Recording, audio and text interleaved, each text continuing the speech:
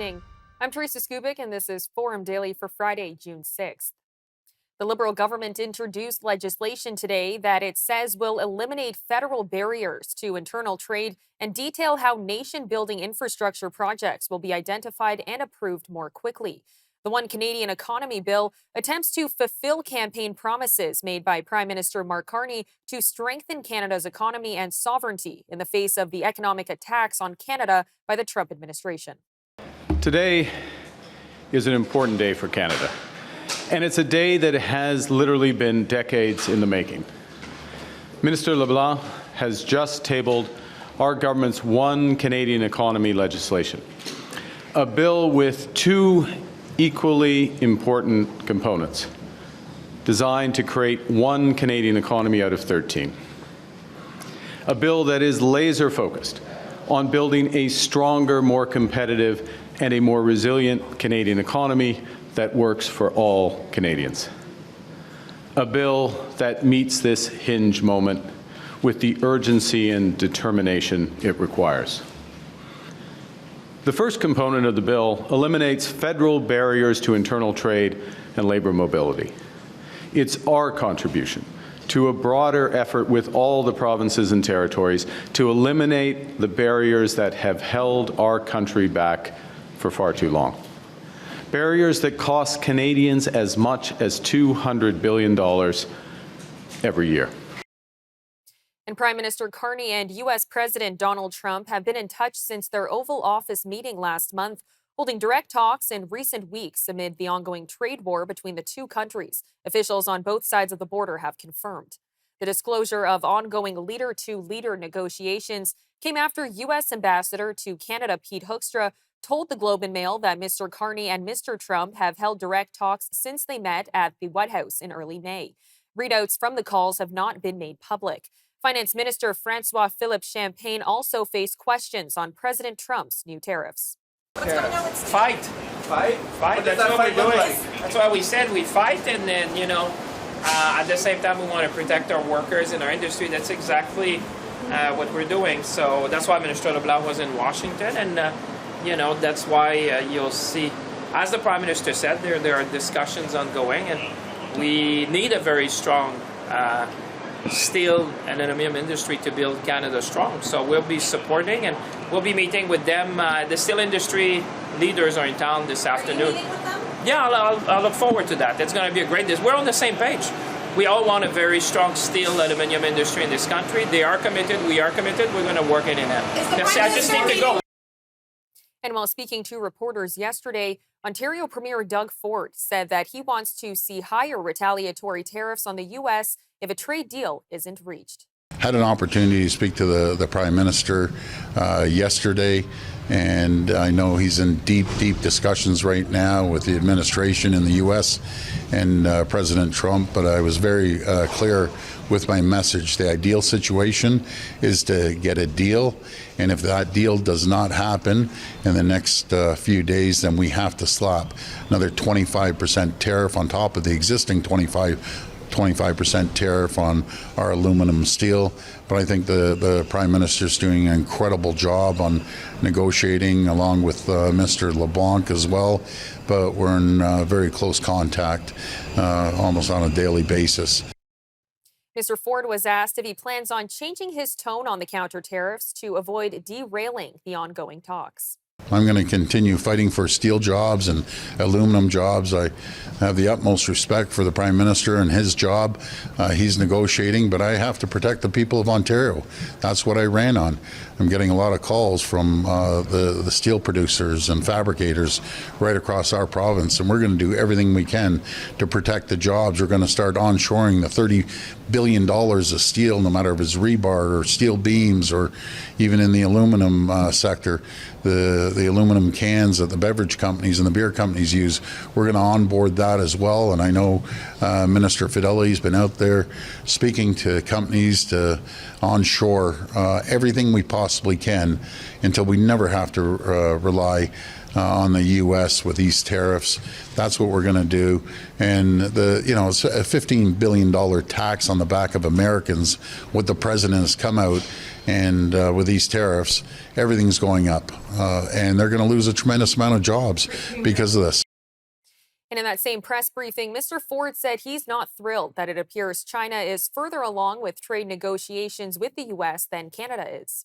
Well, I think guns a-blazing starts if President Trump says, no, we don't have a deal. We're going to continue tariffing your country.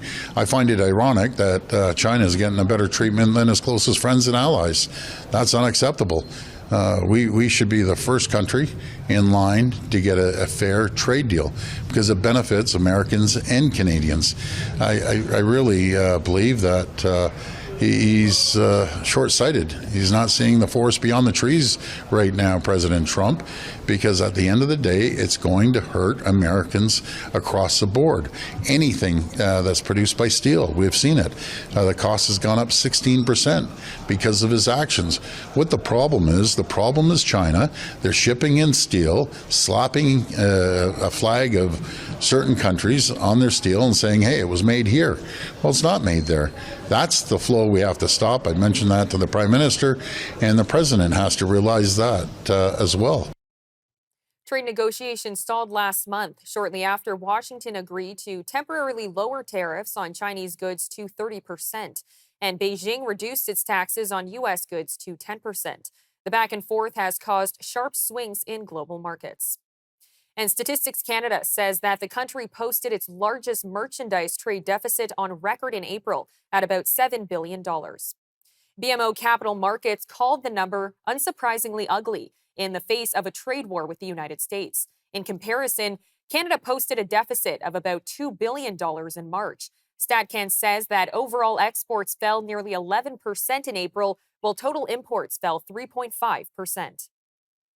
While providing an update on the wildfire situation in Manitoba, the province's Minister of Natural Resources and Indigenous Futures detailed the launch of the Manitoba Ready portal for those who have been evacuated or who may be located in a wildfire zone. I'm also pleased to sit here today to say we've launched the Manitoba Ready portal at mbready.manitoba.ca. This portal is for people who have been evacuated or may be in a wildfire zone, but anyone can look at it as well. It shows current wildfires. It shows current wildfires, shelters, and information for the services, and you can access as an evacuee. This portal will continue to be updated with more information over the coming days, so keep checking back on it. Heading into the weekend, we're seeing fires that are holding, cooler temperatures hopefully on the way a little bit, and generally less activity in overall. We're continuing to deepen our control lines on the firefighting side and value protection efforts. Still many fires of note that Kristen will update you on as well. This is truly an all-hands-on-deck situation. Quebec's Immigration Minister Jean-François Roberge unveiled new targets for permanent immigration on Thursday as part of a consultation document for the province's 2026 to 2029 multi-year plan. The proposed thresholds range from 25,000 to 45,000 permanent immigrants annually, well below the approximately 65,000 admitted in 2024. Mr. Roberge argues that high levels of temporary immigration, which falls under federal jurisdiction, are putting significant strain on public finances, housing, education, and the healthcare system. When asked what he wants Quebecers to retain from this plan, Mr. Roberge said that it's important for the government to, quote, adapt the context in front of us when it comes to immigration. I think it's important to retain that as a government, we have the responsibility to plan immigration carefully and adapt to the context in front of us. I think if we have to retain one word, it will be adapt or adaptation. It's a new world, it's a new situation, it's a new context. So we have to have those things in mind when we look at the consultation, when we look at the numbers. What do you mean new world? Because like the most important reduction, you are asking it to Ottawa, and these are people that already are in Quebec and live in Quebec. So it's not a new world. Well, it's new because the context is really changing. We have, excuse-moi, comment on dit taux de chômage? Je suis désolé. we have an employment rate going up. So we have to take note of this new situation. We can't just say, well, bring newcomers, and we have unemployment rate going up.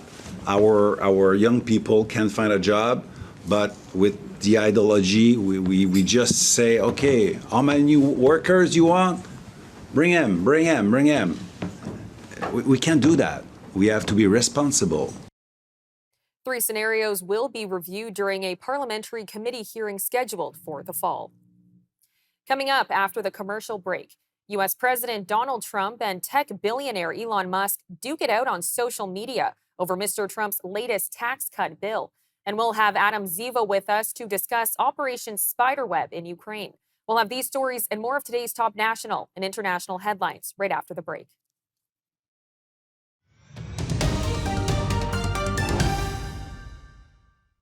The rift between a U.S. President Donald Trump and his former advisor Elon Musk has erupted in the open, with each trading insults after the tech billionaire criticized one of Mr. Trump's key domestic policies. The two billionaires escalated the feud throughout the day, firing shots at each other on the social media sites that they each own, suggesting a bitter conclusion to their unlikely alliance. Speaking to reporters during a news conference with German Chancellor Friedrich Merz on Thursday, Mr. Trump spoke on why Elon Musk has a problem with the bill. Look, I've always liked Elon, and it's always very surprised. You saw the words he had for me, and he hasn't said anything about me that's bad. I'd rather have him criticize me than the bill, because the bill is incredible. It's the biggest cut in the history of our country. We've never cut. It's about 1.6 trillion in cuts. It's the biggest tax cut. You would say, people's taxes will go way down, but it's the biggest tax cut in history.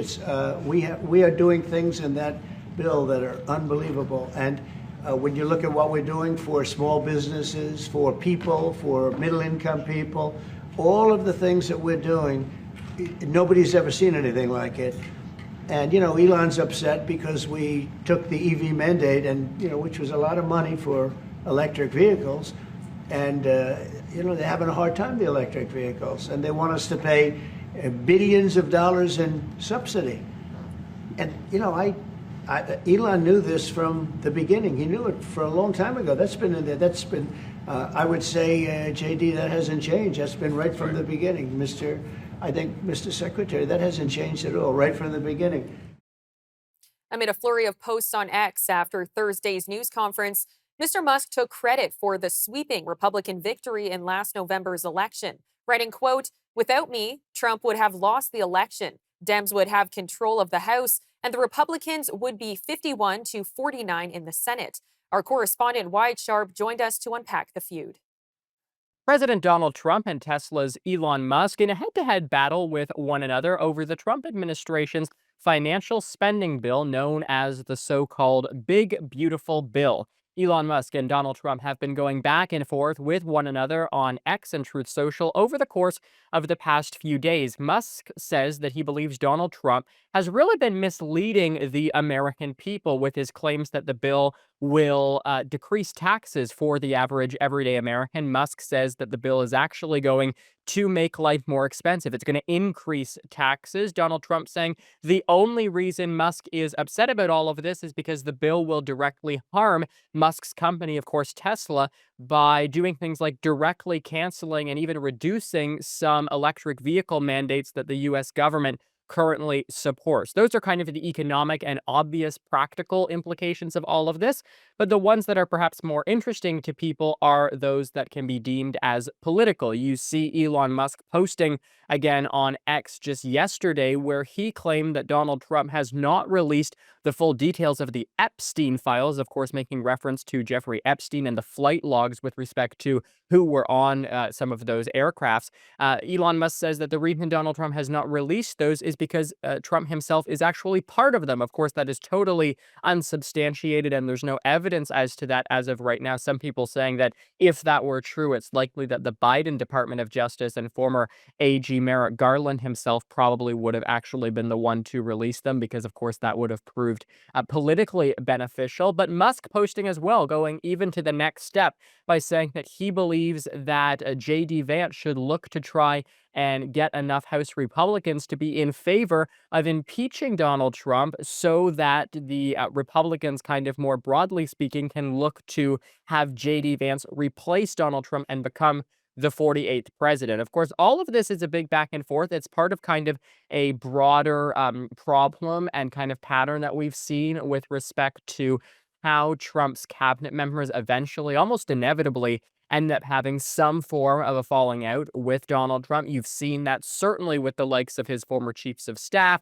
with his former press secretaries, people like Mick Mulvaney and John Kelly and Kayleigh McEnany and John Bolton, a whole host of different people. Of course, the main difference here, though, is that it's with the world's richest man, Elon Musk, saying that if it wasn't for him, Donald Trump wouldn't have been able to win the most recent election. And certainly there might be kind of some ground for Musk to stand on with respect to that, given that Musk had contributed really billions of dollars. We, of course, don't know the exact figure, but certainly a lot of money to Donald Trump's campaign.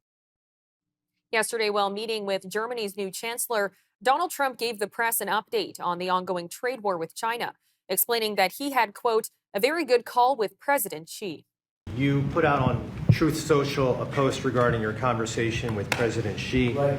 Can you talk about whether or not you feel that trade talks, trade relations are back on track after appearing to be a little bit off track last week? A little bit off track. It was only the complexity. It's pretty complex stuff. We had a very good conversation with President Xi a little while ago, just before your arrival. In fact, we just hung up and they said, "You're here." I said, "That's pretty good." Two great leaders of the world in a very short period of time. We had a very good talk, and we've straightened out any complexity. It's very complex stuff, and we straightened it out. The agreement was we're going to have Scott and Howard and Jameson will be going and meeting with their top people and continue it forward. But no, I think we have everything. I think we're in very good shape with China and the trade deal. We have a deal with China, as you know, but we were straightening out some of the points having to do mostly with rare earth, magnets, and some other things. So those reduced trade tariff rates, they remain in effect? Yeah, we have the deal. I mean, we've had a deal. We announced the deal, and we'll be, I guess you could say, I wouldn't even say finalizing it up, Scott. I would say we have a deal, and we're going to just make sure that everybody understands what the deal is. Okay? We had a really good conversation. By the way, he invited me to China, and I invited him here. We've both accepted. So I'll be going there with the First Lady at a certain point, and he'll be coming here, hopefully, with the First Lady of China. In a bold and unprecedented move earlier this week, Ukrainian forces launched a drone operation deep within Russian territory, targeting multiple air bases. Dubbed Operation Spiderweb, the mission unfolded on June 1st, 2025, when Ukrainian intelligence agencies deployed 117 drones to strike 5 Russian air bases. Ukrainian President Volodymyr Zelensky described the operation as a historic success, emphasizing its strategic and symbolic significance. Military analysis suggests that the attack has significantly degraded Russia's long-range aviation capabilities, potentially altering the course of the war. The operation has drawn international attention, and our correspondent Adam Zivo joined us to break down if this operation was a turning point in the conflict. Last week, Ukraine destroyed approximately one-third of Russia's strategic bombing capacity in a special operation dubbed Spider's Web. The operation, which took 18 months of planning, saw the Ukrainians smuggle 117 consumer-grade drones into Russia, most of which were transported in parts and assembled on Russian territory.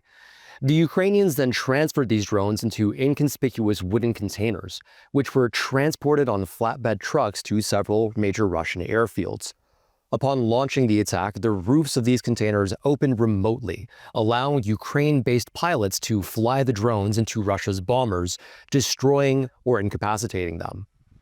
Ukrainian officials claim that 41 Russian military aircraft were hit. In contrast, the United States believes that 20 aircraft were hit, of which 10 were destroyed.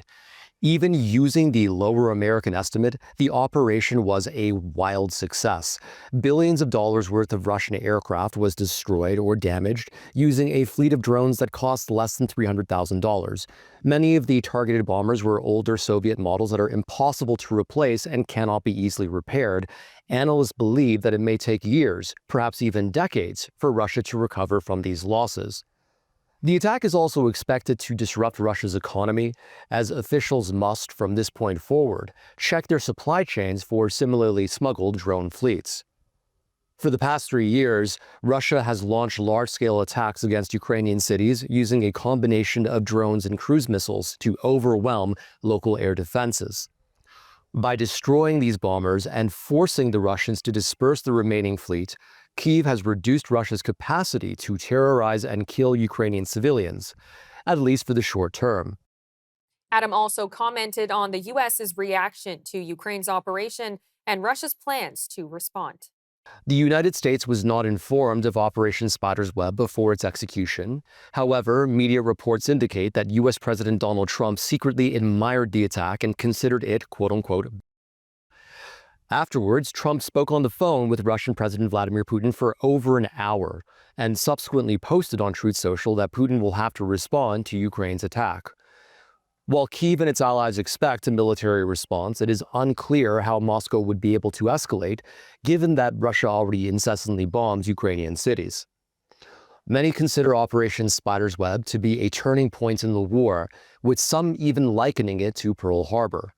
While frontline conditions have not significantly changed, Ukraine's innovative destruction of Russia's bombing fleet shows that Kyiv is more formidable than its critics would like to believe, and that the war for Ukraine's survival is far from a lost cause. Coming up next, Ontario expedites the process for doctors and nurses from the U.S. to work in the province, and a premature infant dies after contracting measles. We'll have more news right after the break.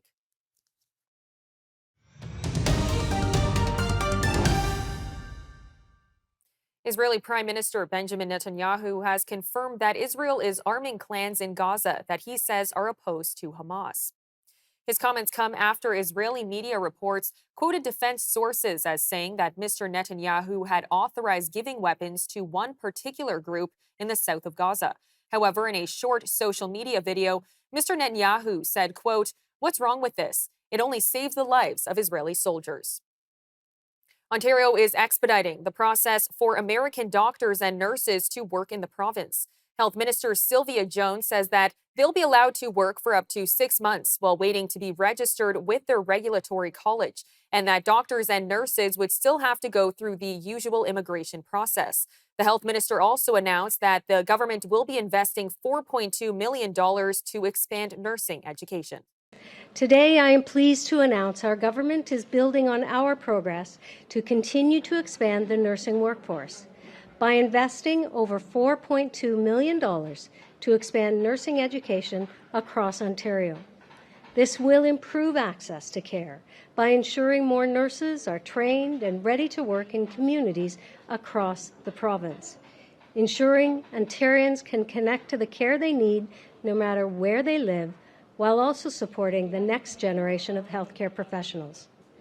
Through our investment, we are supporting the launch of an accelerated registered nursing degree program right here at York University in Toronto, as well as at Conestoga College in Kitchener, St. Lawrence College in Kingston, and Western University in London. This will allow students to complete their undergraduate program within 3 to 3.5 years instead of the standard 4 years, enabling nurses to enter the workforce sooner. Additionally, our government is supporting the inclusion of RN prescribing education into the undergrad nursing curriculum at Georgian College in Barrie, Humber Polytechnique in Toronto, and the University of Windsor, by enabling nurses to play a greater role in patient care by prescribing medication. This will make Ontario the first jurisdiction in Canada to include RN prescribing in undergraduate programs. They must also be licensed in their home jurisdiction with no history of misconduct or incompetence. A premature infant who contracted measles before birth has died in southwestern Ontario. Ontario's health minister says the news is devastating. So there's no doubt that the news released of an infant that died as a result of complications, including having measles, is deeply disturbing. You know, we had Dr. Moore go out and give a directive to the local public health units across Ontario last year, reinforcing the importance of making sure that those public health units refocus their efforts on catch-up for childhood vaccines. Of course, we've seen now many letters going out to students in schools and their caregivers and parents, reminding them of the importance and ensuring that they can confirm that their children have up-to-date vaccines. You know, it's devastating when you hear about something that we've had measles vaccine in Canada and around the world for almost 5 decades. And yet we still have individuals who, for many different reasons, are choosing not to get vaccinated. Our multi-million-dollar social media campaign is that reminder to people of the importance and, frankly, the risks of not getting a vaccine. So I hope today's terrible news really refocuses people's conversations with their primary care practitioners. Ontario's Chief Medical Officer of Health confirms the baby's mother was unvaccinated and passed the virus on to the baby. Dr. Kieran Morris says that the child also had other serious medical complications not related to the virus. A new report released by the Montreal Economic Institute sheds light on just how long Canadians are spending in the ER, and the picture isn't pretty. According to the report, the median emergency room visit in Ontario in 2024 lasted exactly 4 hours. While Ontario sits in the middle of the national pack, the situation is hardly comforting.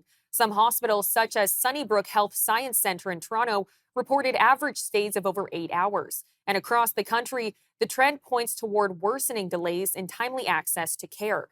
To help us unpack the findings and what they mean for healthcare policy and patient outcomes, I sat down with Dr. Abhishek Rout, Medical Director at Appletree Medical Group.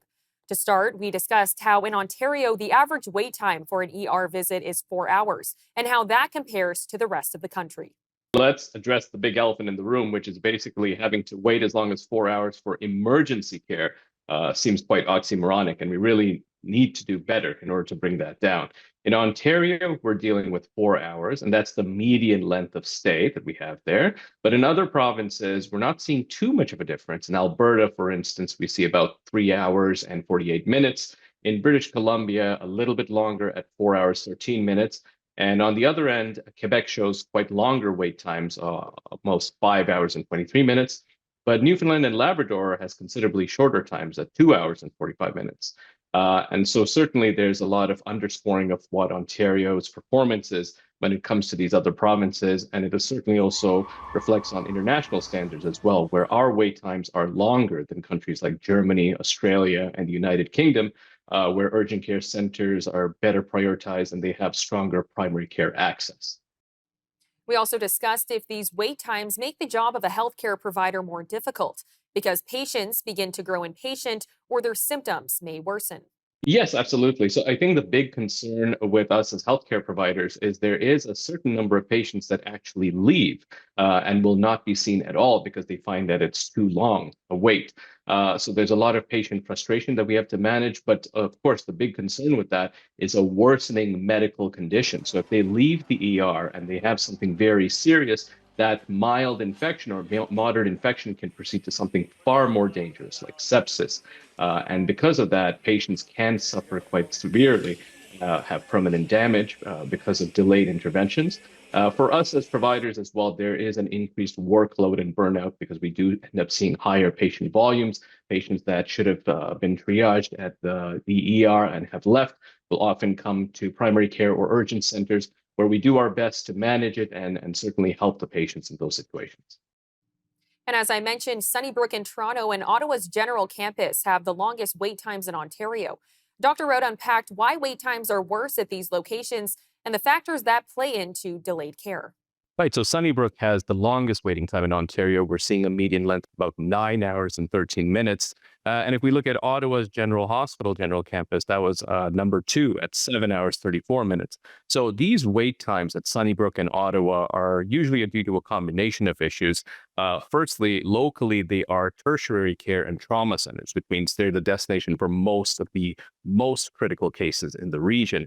At Sunnybrook, for instance, we'll see the emergency department managing complex trauma cases and very specialized surgeries as well.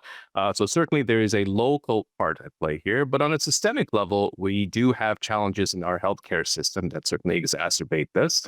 We see quite severe shorting staffages that are present.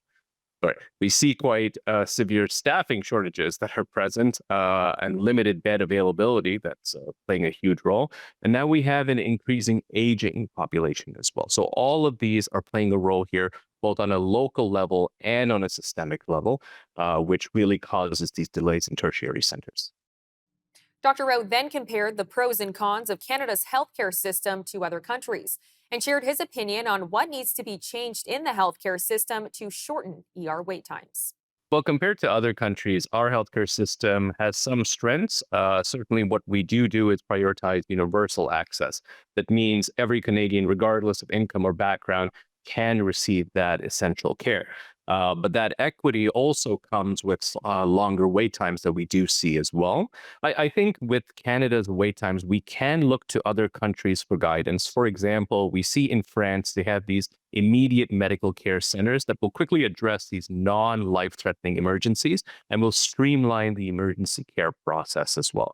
So I think what we can do is take what we do well and then take to other countries like France and see if we can get the best of both worlds to really get world-class health services in our country. The stemming of our systemic issues comes from staffing shortages, limited bed availability, and an aging population. But we can definitely combat those things. The biggest way we can combat is primary care access and resource allocation. So really removing that bottleneck effect that we have in high demand urban centers, and a strong prioritization of mental health services would be essential. We don't have that much mental health support, and certainly it is playing a larger and larger role in the emergency room as well. Nearly half of homeowners facing mortgage renewals plan to rein in their spending in the face of rising payments. A TD Bank Group survey in April found more than half of homeowners expect their mortgage renewal to affect their living situation.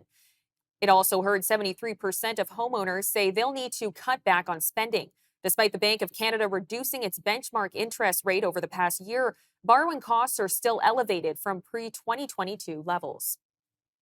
Coming up after the break, we'll have our weekly energy update with Dan McTeague, president of Canadians for Affordable Energy. After that, today marks the 81st anniversary of D-Day. We'll have these stories and more news coming up right after the break.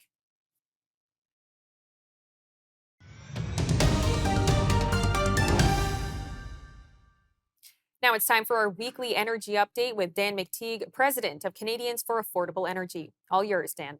Hello again, Teresa. And yeah, another week. We're getting a lot closer to that warm weather, and summer driving seems to be in high gear, not just in Canada, but the United States. Of course, more Canadians spending a lot more time on each side of the border.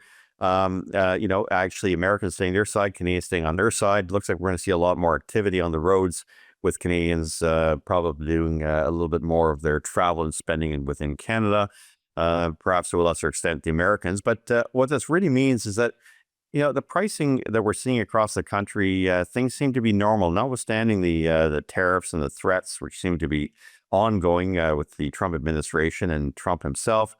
It's not having much of an impact on energy prices. If anything, we could start to see energy prices move down a slight bit, as we've seen in the past week.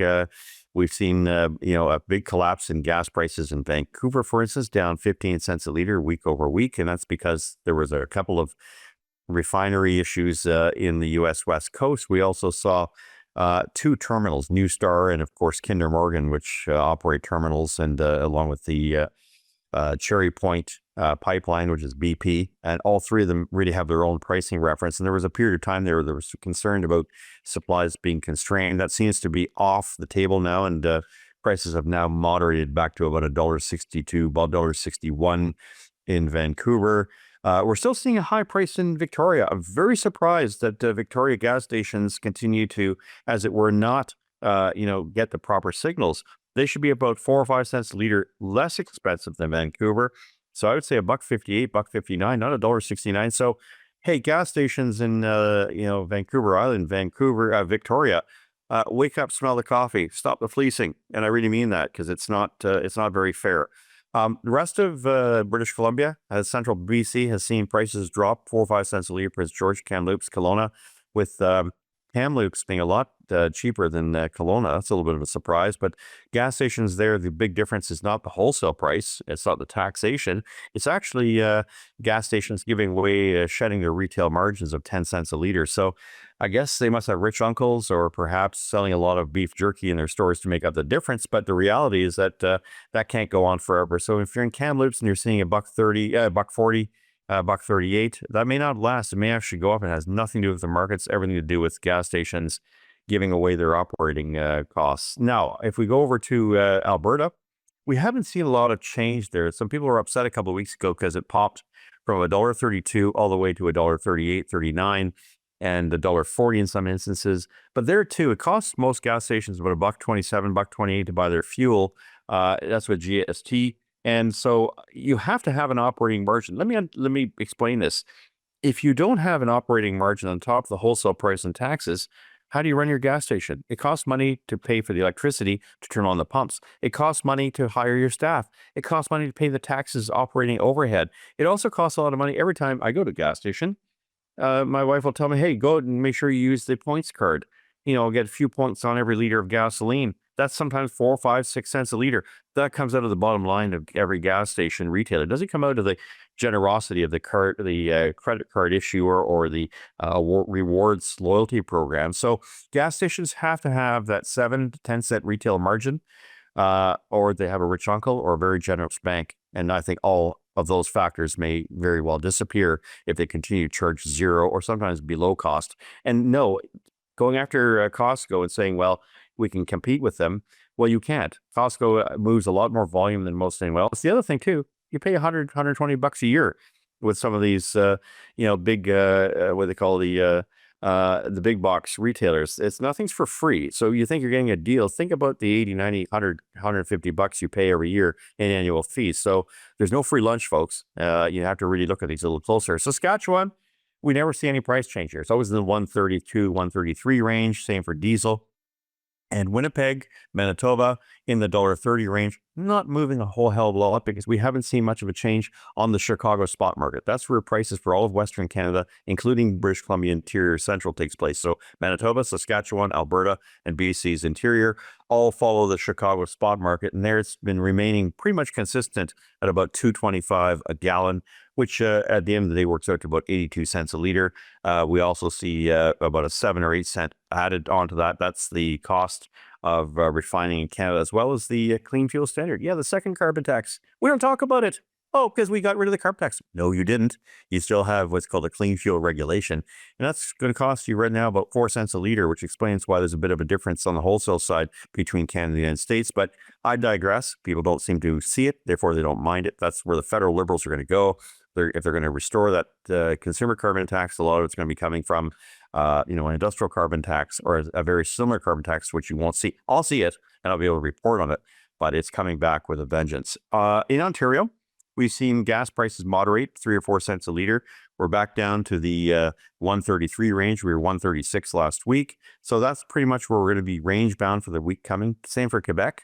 Although they have a carbon tax, it costs them an extra 18 cents a liter, 17 cents a liter when it's all said and done. They're still at $1.59, $1.60. Last week they were at $1.65, $1.64. Same for Quebec City. Now, Atlantic Canada saw a pretty big decrease this week, 3-4 cents a liter, and a little bit more for diesel. And that's really the reflection of what's happened to the rest of the world. Unfortunately for Atlantic Canada, well, they believe in fairy tales and government intervention in trying to create a synthetic price for gasoline. I'm not going to guess what's in the mind of bureaucrats and their silly little methodologies to come up with whatever the price will be. I will tell you what the market says, and if that doesn't happen to the pumps, don't blame me. I'm right. They're wrong, because what they're doing is basically saying, oh, you need us as a service security blanket. You don't. And frankly, you should have the advantage that's been given to every other community in this country. That's to know a day or two in advance what the price of gas will be. This time next week, Teresa, look for prices to moderate, maybe go up about 2 cents a liter on average. Diesel will continue to fall by 3 or 4 cents a liter. For now, it's going to be quiet right until pretty much the end of June.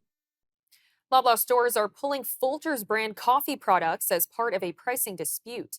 The grocer sent an email to retailers with its decision to delist all Folgers products. In the note, Loblaw calls Folgers' proposed price hikes significant and unjustified. Experts say that higher coffee prices are partially because of recent extreme weather and changes in temperature, leading to lower yields for some producers. Dr. Sylvain Charlebois from the Agri-Food Analytics Lab broke down what is driving the cost increase for coffee. Well, essentially, it's climate. Both Brazil and Vietnam have actually experienced some challenges producing coffee. They haven't been able to increase yields in a while now, and so you can easily find coffee at over $4 US a pound, which is amazingly high. Over the last couple of decades, I think the average is about $2 US a pound. So it's extremely expensive. So everything is impacting, well, this phenomena is impacting the entire supply chain. So we have seen coffee prices go up um, in Canada, in the US, everywhere around the world, really. But what's unique about this particular case is that you are looking at an American product being imported into Canada that is still being tariffed at 25%. So not only that coffee prices have gone up, which probably got Smuckers to want to deal with Loblaw to renegotiate new prices, but you also have tariffs on top of that. So my guess is that they've just decided to delist Folgers. But when things go public, typically there is a reason for that because these things do happen from time to time, but very rarely you'll see a grocer go out in public or a supplier go out in public and say that we've ended a relationship here. Dr. Charlebois also unpacks some of the reasons as to why this dispute was made public.